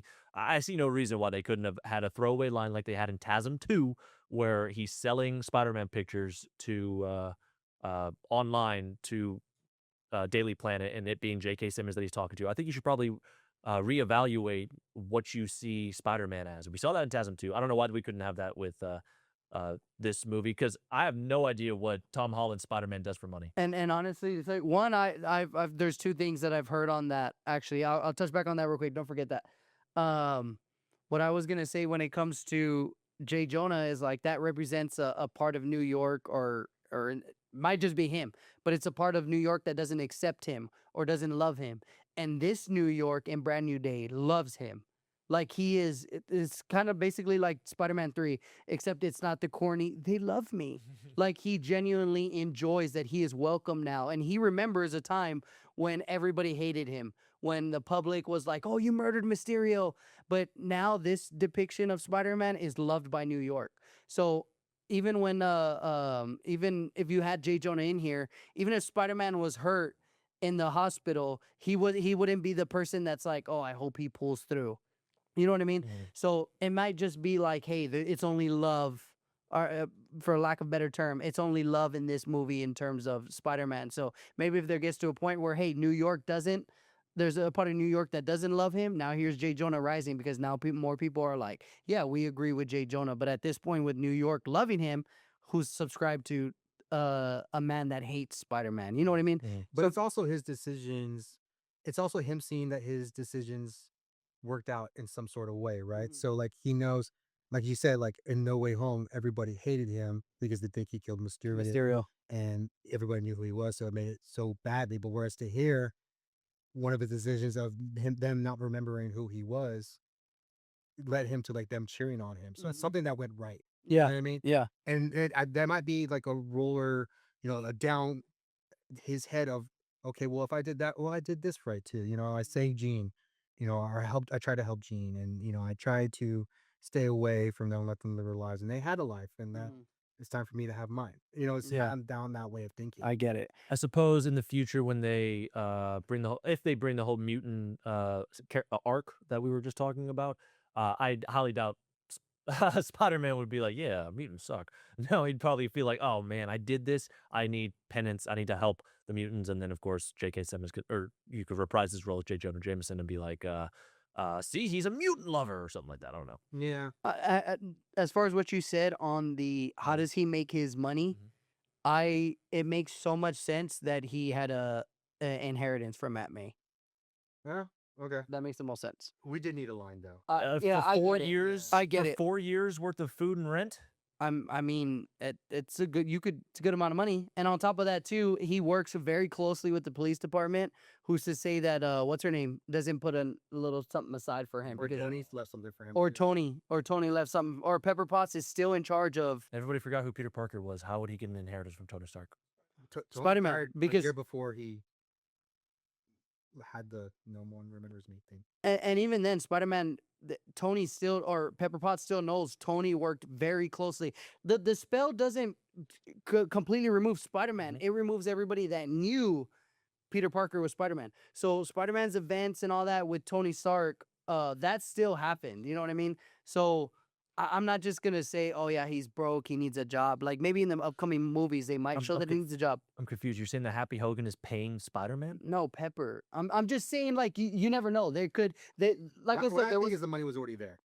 I think it's from Aunt May. Died, it was already there. But again, we need a line. Like that's what need someone to say it. I think there was some sort of inheritance. Could be Aunt May, could be Tony Stark. Because Tony, like he said, Tony died before everybody in it find out he was Peter. So he could have left him money before he died. He missed the kid for so long, remember? I mean... Zendaya was in OnlyFans, or Euphoria, and they get OnlyFans there, so it could be OnlyFans. He was very comfortable in his mask in the sauna. With the toes coming out. But honestly, like, thinking back at the movie, man, I had so much fun watching that movie. And there was two things that I was kind of thinking about, like, in terms of how to rate this movie compared to the other Spider-Man movies. It kept showing clips of No Way Home in Brand New Day. It showed him with Zendaya. It showed Aunt May. One thing that I will say about what No Way Home did for me that Brand New Day doesn't, and it's not that it brings Brand New Day down, is the emotional like roller coaster. It's an emotional roller coaster on Peter himself going through Brand New Day. But as a viewer watching Aunt May die made my eyes tear up. And then watching him at the end, I know you're heartless. And then watching him at the end kiss Zendaya, kiss MJ and Ned, and that whole scene is emotional. Watching Brand New Day, there wasn't really a point where my eyes are getting a little wet here. It just wasn't for me. And Spider-Man 2, the whole train scene, I've broke it down for you. Y'all guys have heard me talk about Spider-Man 2. It's not that train scene's not even meant to be emotional, but I cannot watch that Spider-Man 2 scene not getting goosebumps, my eyes not getting watery when they lower him down, right? When they're raising him through, lower him down. He's just a kid. You hear the music. Oh, it gets me. Brand New Day, I never really got to that point of Brand New Day where I'm like, oh man, like my Man, when Aunt May was talking to Jean. no, did that No. no. I didn't get emotional. I love this movie. I give it a 9.5. It's almost a perfect movie. I didn't hit it just wasn't it just didn't get to the point where my eyes were getting as emotional. Aunt May dying, and he's like, no, we're okay. Yeah, let's wait here. Oh man, that was so deep, and that one hurt.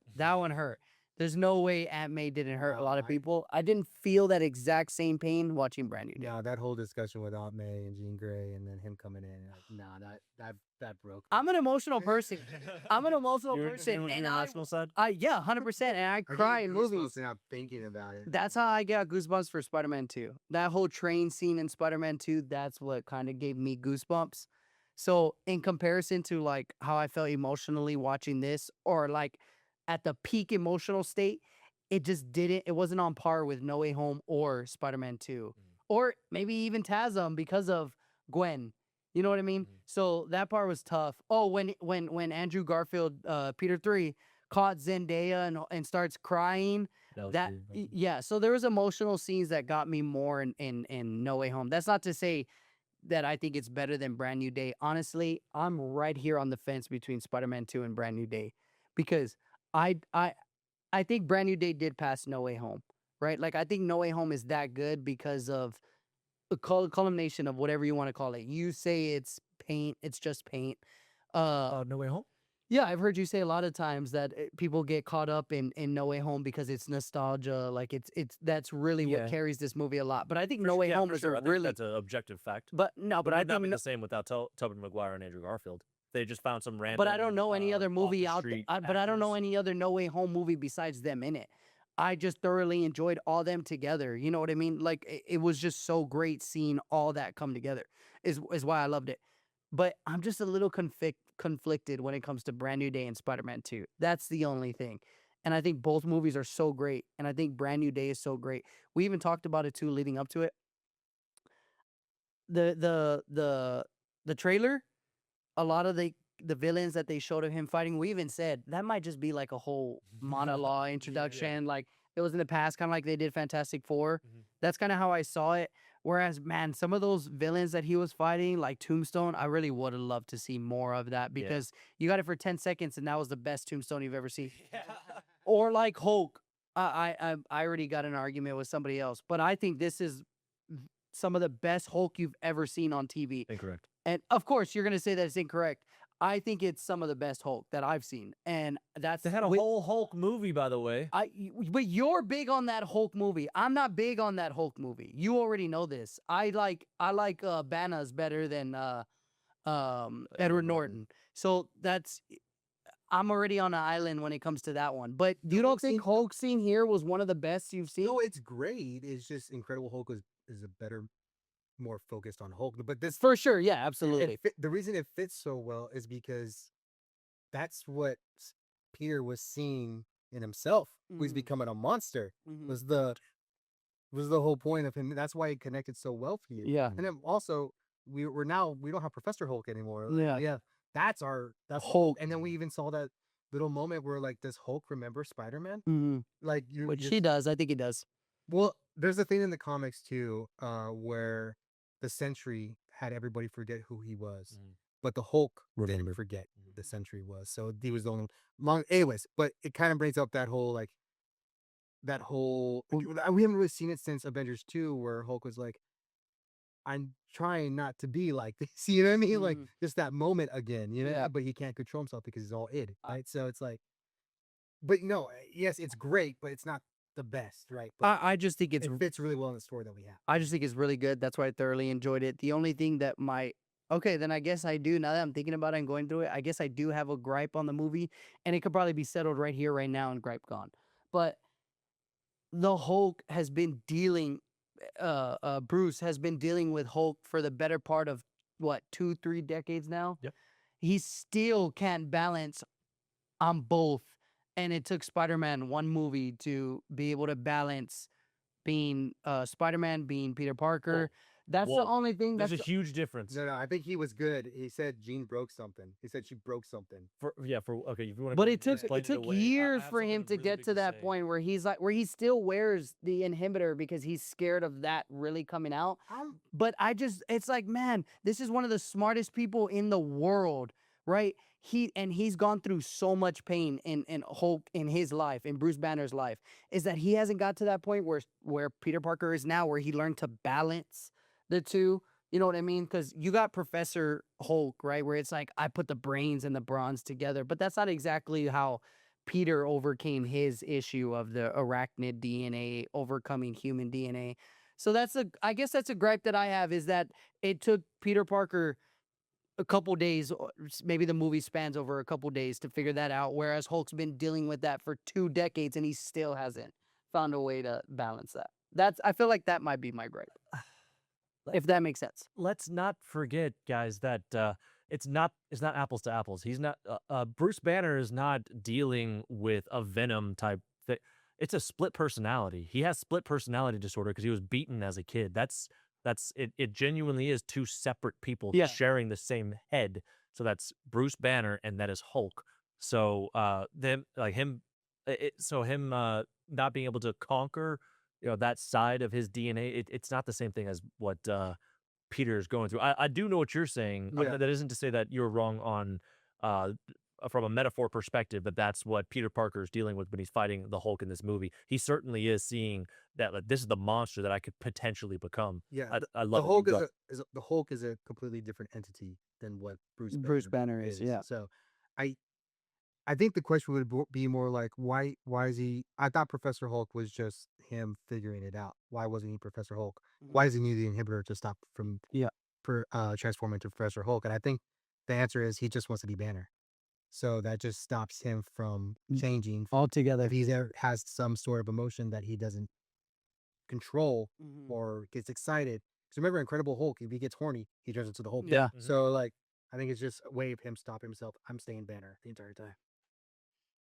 I completely understand too. Yeah. I mean, if I were him, I'd like to be able to sit in a car again instead of what I would like to be able to. Or somebody cuts you off and then he holds out. I mean, like, I get it. Yeah.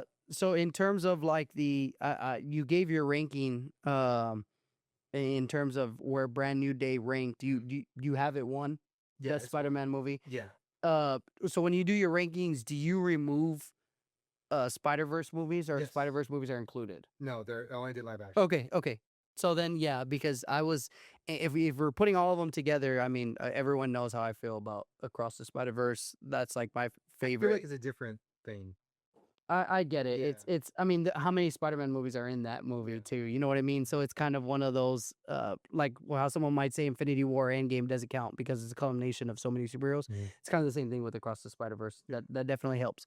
But in terms of live action, man, I have Brand New Day, like I said, right there with Spider-Man 2. I'm really conflicted, and honestly, Brand New Day might age really well. That after a while, I'm like, yeah, it definitely beats Spider-Man 2. But right now, they're neck and neck.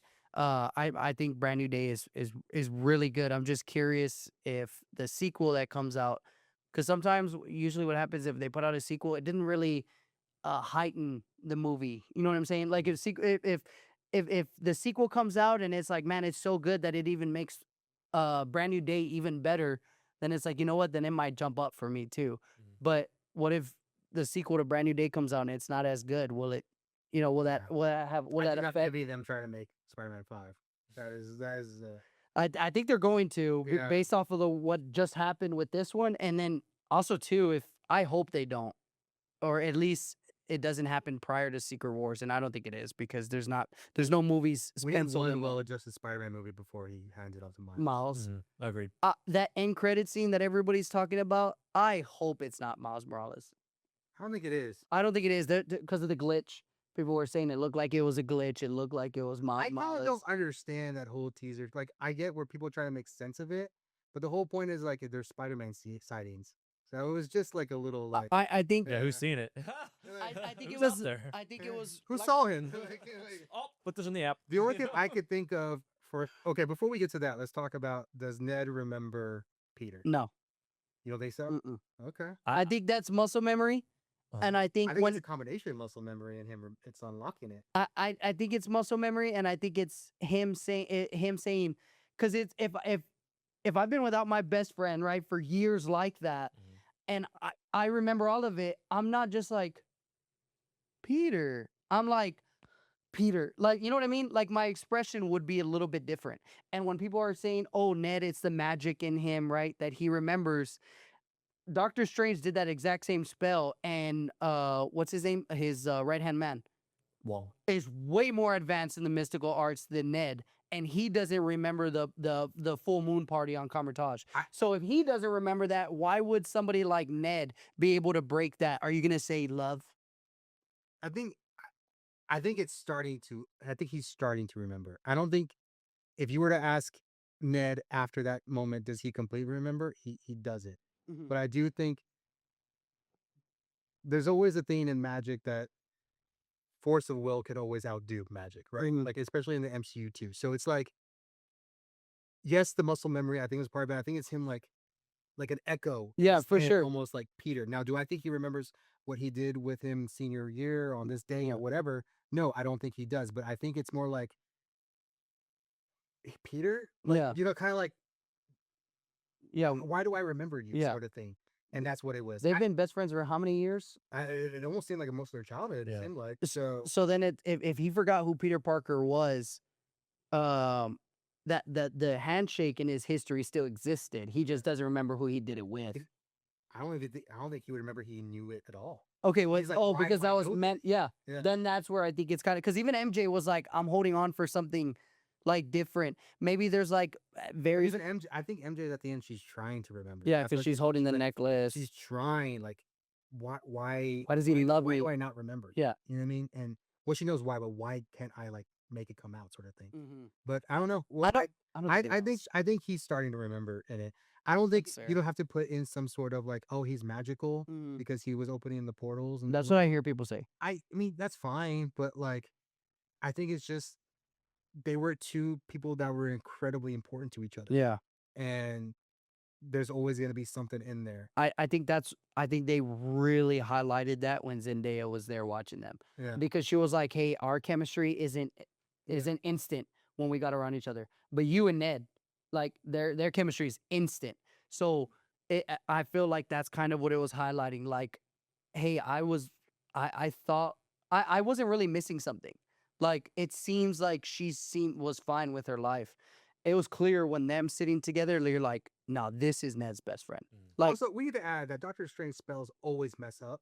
So like, at some point, like he's probably the most inept, probably wizard or whatever he is in that MCU. He should not have been Sorcerer Supreme. it just, I mean, but Wong doesn't even remember a spell that he did where he made everybody forget something. So it's kind of like, obviously, at some point it works, and it definitely does work because nobody remembers them. But I don't feel like Ned does remember. I feel like the reaction's got to be different. What if this is going to be a silly and dark theory, and it's playing off of, nobody's really talking about it, but it's playing off of the throwaway line in Spider-Man No Way Home, where he makes a promise to Spider-Man or Peter Parker saying, like, I promise you I will not try to hunt you down and kill you. What if in the past 4 years, separate from Peter Parker and Spider-Man, he's gone through his own narrative arc and his own little journey on the magic side, and now following the comic book side of him where it becomes what is it, the Hobgoblin. Hobgoblin. Yeah. What if it's a front? What if he created the app to try and find Spider-Man to figure out who he is so he can take him out, and he's just playing the part of the goofy little I mean, guy in it's college. fun. If he had an event, there's something of reason to make him hate Spider-Man, then yeah. I don't think we've had that yet. And I got clear that they're alluding to that was going to happen in No Way Home, and there's be a reason that he becomes Hobgoblin. But You think he'll ever become Hobgoblin? I mean, maybe it's more like New Goblin from Spider-Man 3. But I don't think Hobgoblin will come into this movie. I'm not even sure the direction. So far, Spider-Man doesn't have a villain, not a real personal villain. Hobgoblin could be it. I'm just thinking moving forward and the movies that you do. Obviously, at some point, he's got Green Goblin next. man, but But Green he Goblin's knows about Oscorp. He knows Oscorp. He knows about Dr. Octopus. He knows about Sandman. He can recognize. I'm sure having gone through it, Tom Holland Spider-Man can't go beat for beat the same way all these canon events that apparently he has to go through. I mean, he doesn't have to sit here and defeat Green Goblin because oh, Norman Osborn, I know that name. I'm gonna go and stop him beforehand. What if they did like a Mr. Negative? Like I know that comes that's solely from the games, but like No, it's in the comics. Yeah, it's in the comics. oh, too. I'm saying like from what we've seen, like you've seen it more in the game. Like you haven't seen that on TV, but you've seen it in the game. Is that enough to like get people to be excited? You know what I mean? Like usually these things exist prior, so you're like, yeah, I know that will sell. Do you think Mr. Negative is pretty? Did they not try to bring him into TASM in the post-credit scenes? Trying to bring together. He's the guy who was talking to the lizard in prison. Yeah, and was he that what was is his? him? I didn't know that. I'm pretty sure that was. If you look at the subtitles, I'm pretty sure it says Mr. Negative. I don't think so. I could be wrong because they didn't go anywhere with him. So you're not incorrect by saying they never went. No, they've never really had him. Man in Black or something like that. Or Yeah, that he was putting together the Sinister. Oh, you know Six. what? I think they maybe did say Man in Black. I think what I'm talking about. I think what I'm remembering is people were theorizing that it was Mr. Negative. My bad. I don't. I mean, either way. I mean, if you got people talking about it, I think that shows that Mr. Negative could be well received. it's just got to be at some point where you hand it off to the new Spider-Man and you hand it off to Miles Morales. But I'm just really hoping. Obviously, you know how I feel about Miles Morales. If you hear a couple of times I talk, I love Miles Morales and Across the Spider-Verse. I'm just really hoping that end credit has nothing to do with Miles Morales. I think everyone's looking at it like real logistics side of, oh, that's a sighting, so somebody had to register the sighting on the app. I like the idea and the theory that it's just a teaser that there's another Spider-Man in the universe. It's not that somebody was on there like on their planet and like, hey, Ned Leeds here created a Spider-Man app, because then that means that Ned in that universe doesn't know Spider. You never know. I don't think that it's supposed to be taken literally that somebody did it. I think it's just them playing like, hey, there's another Spider-Man in this universe, and the one that makes the most sense is Tobey Maguire. I think if you're gonna take it literally, Spider-Man was transported off-world, and he's like, "Oh crap, I'm on somewhere I don't know. Let me try the spotty tracker. I'm here." Oh. So that way, So it's maybe him registering he's on Battleworld now. that's what Oh, I'm. yeah, I like that. I like that theory. It's a lot better than Venom theories. A lot better than. Oh, unfortunately, I'm sorry, but the Tobey Maguire. That was really. Tobey Maguire's theory sucks. Chris, it breaks it down as like who would have access to the spotty tracker and know about it, Mhm. and it's only going to be Tom Holland Spider-Man. True. So like, I will just try this and see if it works. You know what I mean? Yeah, and then see if it registers me. The only reason also too, I hate to keep coming back, but the only reason why I don't want it to be Miles Morales, and I hear a lot of people asking for Miles Morales, because obviously the one thing why I don't want it so much is because I feel like if you bring Miles Morales in this Doomsday and Secret Wars, I feel like it's gonna be something that's not really gonna level up to Doom. Like they're just gonna look past Wash it. over it. And it's like, do you realize bringing Miles Morales and Tom Holland together in a movie will generate another $1 billion? 100%. So it's kind of like you're just combining two projects when each project alone without each other can make over $1 billion. You're just leaving So- money on the table. at Yeah, that point. exactly. So at that point, save Miles Morales for Spider-Man, Own because them together, as successful as Across the Spider-Verse movies are, and how big it's probably going to be now that Beyond the Spider-Verse is coming out, and we've waited so long for it. My child has grown up with Spider-Verse movies. Like he was one when It's his Stranger Things. he literally. So it's kind of like he grew up with it that these kids are gonna go crazy when they cast an Afro-Latino. And let me be very, very um I don't want to sound too bad when I say this, but let's not forget, and we said it before and I'll say it again because I hear so many people still casting Miles Morales. His last name is Morales. He speaks Spanish. I understand that they're like, hey, you know what? Unfortunately, and a lot of talk right now is, oh, Wonder Man got canceled. Blade got canceled. So they're like, they don't really handle African Americans well in MCU. So it's like, I understand that these projects did get canceled, and you kind of want to bring that up with Miles Morales. So that's why they're talking about Stranger Things kid, Caleb McLaughlin. Yeah. But it's like a big part of Miles Morales is his Hispanic heritage. Like, don't just lose sight of, oh, because we feel like we need to do this, so we won't really care too much about his heritage, because that's a big part of him being Afro-Latino. You know what I mean? You got to do it right. He's got to be African American, or he's got to be African American just as much as he is, or Puerto Rican, or Dominican, or coming from Latinos. It doesn't need to be Puerto Rican exactly. That's what I said. It just needs to be Latino. Something heritage, Yeah. as long as it falls within that heritage. And one thing that you have to get right is that, of course, Spider-Man's New York, right? But like, dude, Miles Morales is New York, New York. Yeah. Like, it doesn't get more New York than him. He walks around with a gross Knicks jersey, right? Like, he wears the Timbs. He wears the puff jacket. Like, you see Miles, if you have a conversation, that is a New Yorker, right? You know what I mean? You know their accent? That's him. He's not a nerd in New York. He is a New Yorker. He is a New Yorker. So it's like, bringing all that together, it's going to be really hard to cast him. It's going to be really hard to cast him. I do agree with you that it's going to be really hard to cast him. And I also agree with you that I mean, you should do somebody who has a Latino background. You know what? Tom Holland, if I'm not mistaken, I mean, he had one really good movie, really big movie, but beyond that, the Tom Holland name wasn't really even well known until Spider-Man. Spider-Man, yeah. Oh, you're talking about the disaster one with The Impossible. Yeah. And I'm pretty sure you can go and find the same thing with Tobey Maguire. I don't think Tobey Maguire had any big hitters before Spider-Man. Or was that during the same time? See, well, he was like Cider House Rules. Is that what it's called? Oh, I know. I was It too. was an art. Yeah. I don't remember too much Either about way, Tobey. He was a little bit. He had done some kids stuff too. He was in a movie. He was in Fear and Loathing in Las Vegas really quickly with Leo. Was it Leo? His I think best it's Leo friend. DiCaprio. Probably because I was his best friend. Yeah.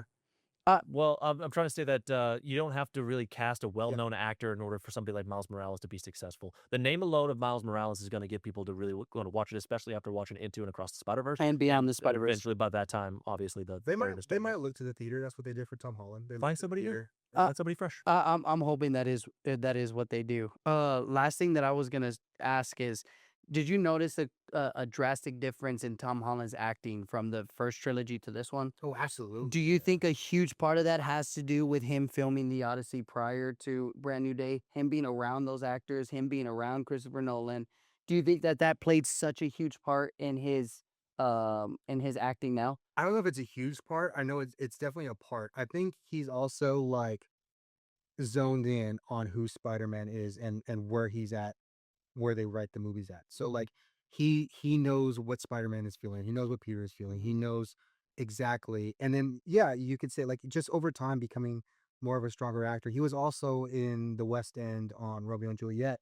So he had a good stint there as well. So he's also been just fine-tuning his craft up until this movie. So yeah, I mean, yeah, obviously filming with Christopher Nolan is obviously a challenging experience because they filmed on IMAX, so you can only film for 3 minutes. 3 minutes at most. 3 minutes at most at a time. So you have to learn how to break up your performance. But I think he's just so tuned into what Spider-Man and Peter is feeling at that moment. He knows exactly how to convey it on screen. He had a huge part in writing out, right? Didn't he have a huge part in I mean, writing? He had a huge big say. and he didn't write it. I think he was like, I want to know what your ideas are, and let's like kind of figure out whether I approve or deny it. Because I heard he got told a couple directions, and he even said, "I don't like that. We're not doing that, or we need to reshoot this." He runs Sony. Yeah. So Yeah. he does. I get it. Sony does what he wants. I mean, dude, seriously, like, weren't they gonna? Sony was gonna back out of the MCU when they were gonna do Before No Way Home. Mm. That was it 2019. Yeah, 2019. they were like, hey, our deal is done with Marvel and Disney. We're not gonna do anymore. And he's like, okay, then I quit. And they're like, all right, come back. And 24 hours, they had a new contract signed with Disney. I guess he does have his limits, though. I mean, it would have been really cool if he put a seal of approval on, getting like I guess like Claire. I think you just posted about it on your thing. It would have been nice to see Claire from the Defenders line in the show, in the movie. But I mean, I don't know if he has as much power as you say. It would have been nice to have his seal of approval on some other things. But like I said, I mean, but this might be his seal of approval. This might be because he also said in a prior interview that there was an earlier cut that was a lot of like he insinuated it was a lot of fan service that people would have liked, but he said they hated it as artists. They didn't play well. like Tom Holland Yeah. said. They said it didn't flow well. Oh man, Yeah. come on. Hey, but I mean, look at the final product that you got Yeah, though. Yeah, Brand New Day sucks now. I'm just kidding. And that's I was gonna say is that, and Maybe he obviously had the right of it. too much cameo and too much fan service can be a disservice to the movie itself. So at least the product you got was And a it sounds great blend of both. It sounds like they filmed those to see how it would work. So it sounds like they were trying different things in the movie. Like, hey, let's do it this way, let's do it that way. Which is what they do in a collaborative movie, right? Especially probably a movie that Tom Holland has a lot of say in. Okay, let's try it this way too. So I think to go back to your original question, I think he's just so tuned into what a good Spider-Man movie looks like right now. That's why his performance just is so perfect, so good. Look at Homecoming, like that's such a bad movie. I'm not so down on Homecoming as like I get what you're saying. I get what you're saying in terms of like all the other Spider-Man movies. You might rank it at the bottom or second or third to the bottom for sure. But like, But he aged up Spider-Man just to the right point of where he needs to be. He has him emotionally just the right point where he needs to be. Like where the story needs him to be is like at a point where he's like, I am not having a life beyond Spider-Man. And you can see that in him and having to deal with it while seeing his friends and torturing his own self by watching them online and social media the entire time. Like that's hard. Like yeah, it's a hard life to live. yeah. And you can see that on screen. And it's funny because I don't think he was bad in the Odyssey. I don't think he was particularly good in the I mean, he wasn't the best. He wasn't the best person on screen Yeah. for sure. I think he played Telemachus way too young when what he should have been playing it. So but I think other people kind of said the same thing I've said as well. But yeah, he was around Anne Hathaway. He was around Matt Damon. He was around John Bernthal. Which was always around John Bernthal though. like everybody in that movie was Robert like, Pattinson, yeah, yeah, for Robert sure. Pattinson's gonna win an Oscar for that movie. Yeah. Somebody get these beggars out of here. Yeah, that's Throwaway line. so then I guess last question moving forward now that you've gotten Spider-Man and kind of what that entails moving forward, especially for the X-Men franchise and what Marvel's plan is for that. Does this movie make you feel better about the X-Men direction moving forward?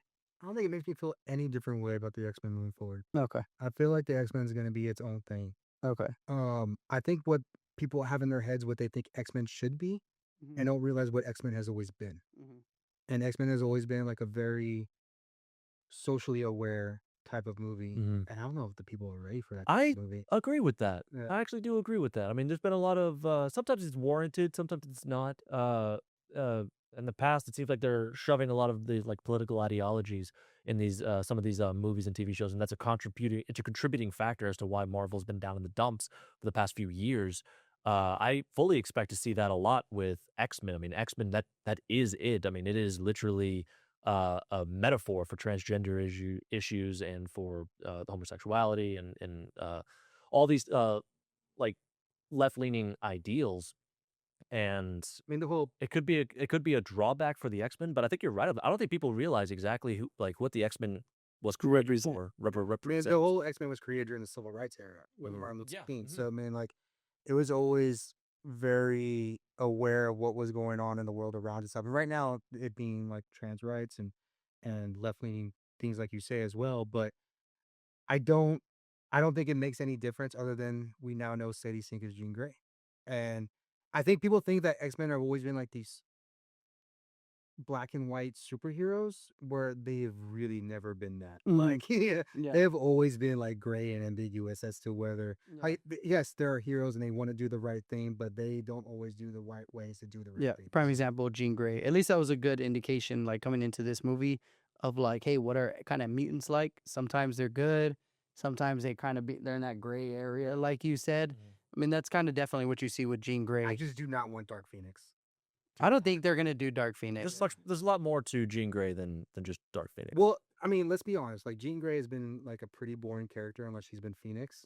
But Mhm. this one, I think, set her up and made her more interesting Mhm. than she has previously been, whether it be the comics or even the the cartoons or even the movies up until she was Phoenix as well. Mhm. So what I think this movie did well with Jean Grey is they made her interesting. Yeah. As normally, unless she's Phoenix, she's pretty boring. Yeah. So it's and people, I don't think people realize that. Although in the comics, she's been more recently more interesting because they have kind of redefined her character and rewritten her as a more stronger female type and leader. And that's been like within the last 3 or 4 years. So, but traditionally, she's always been a background character. Yeah. Again, unless she's Phoenix. Hmm. Oh, and then what's her clone's name?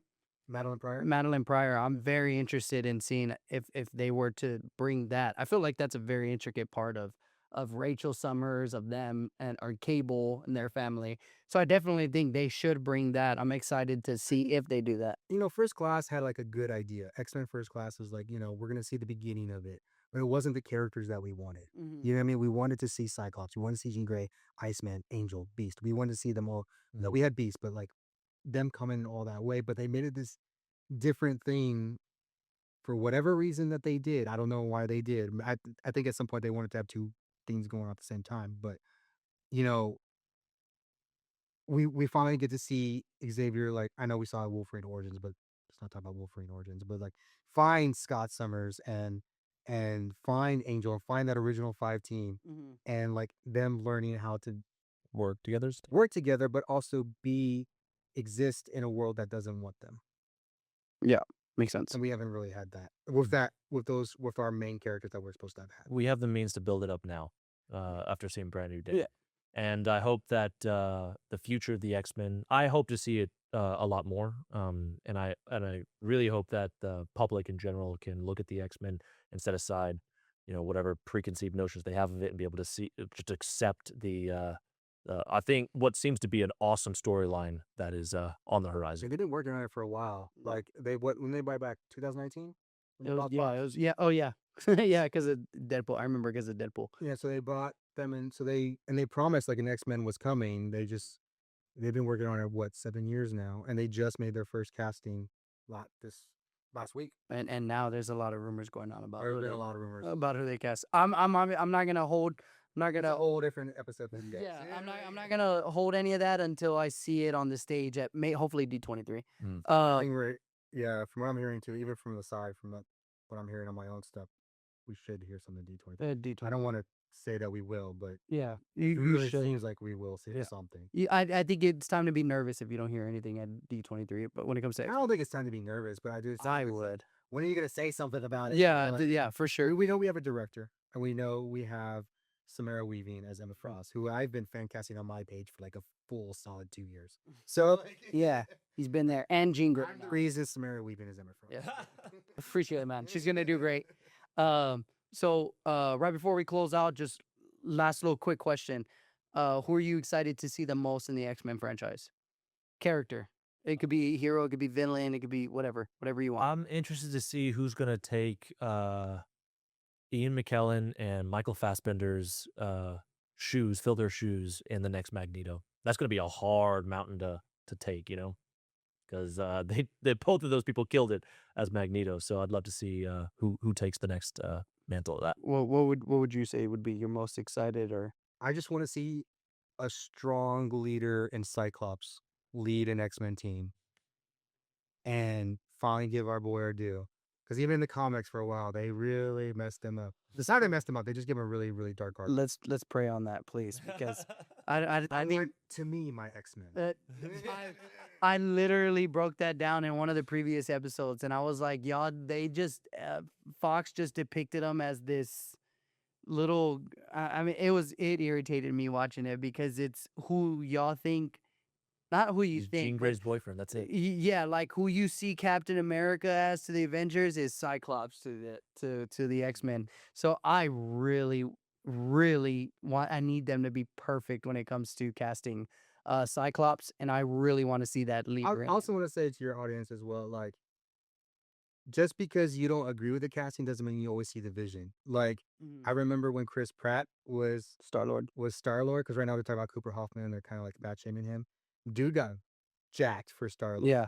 I remember when people were making fun of Heath Ledger as Joker and saying that was the stupidest. Oh yeah, that work. pretty boy. Yeah, I remember you guys were probably like too, but like I remember the message boards were like going hard.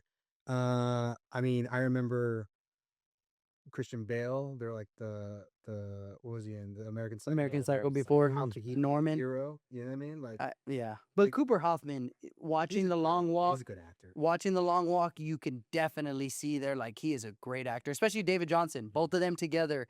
And I would love Black Panther and Cyclops, if that was the case, them coming in Marvel together. That would be really cool. So, People can get in shape. oh, Bodies would say- change. I remember seeing him in Parks and Rec, and then you see him in Guardians, and you're like, damn, this is the same person. Like, so, anyways, yeah, just like you said, give it a chance. Let's see what happens, because once you see them on screen, you're like, okay, yeah, this is not at all what. And people might have said that too about Heath Ledger. I think I remember one of the actors. I remember one actor's interview. I can't remember exactly who, but they were like, he found out Heath Ledger, and he's like, the pretty boy from 10 Things I Hate About You, like A Knight's Tale. yeah, and he's like, why? And then he said, and then I saw Dark Knight, and I was like, I came to see Heath Ledger in there. that was the greatest villain ever on screen. So with respect to Darth Vader, Heath Ledger was the greatest villain on screen. So we'll see where it goes. The Batman, they mocked that quite a bit too. I'm not a big Michael Keaton Batman fan. He was anyway. still good for that movie. Robert Pattinson is Batman. Interesting. Yeah, we can go a lot into that, but Robert Pattinson, that's my I Batman. know what you mean, though. The vision is what matters, not necessarily the casting choice itself. Dan Affleck was the best Batman, but anyways. I get it comically, like, yeah, he is. If you put all those Batmans in a room, who's coming out? Ben Affleck, Batfleck is coming out for sure.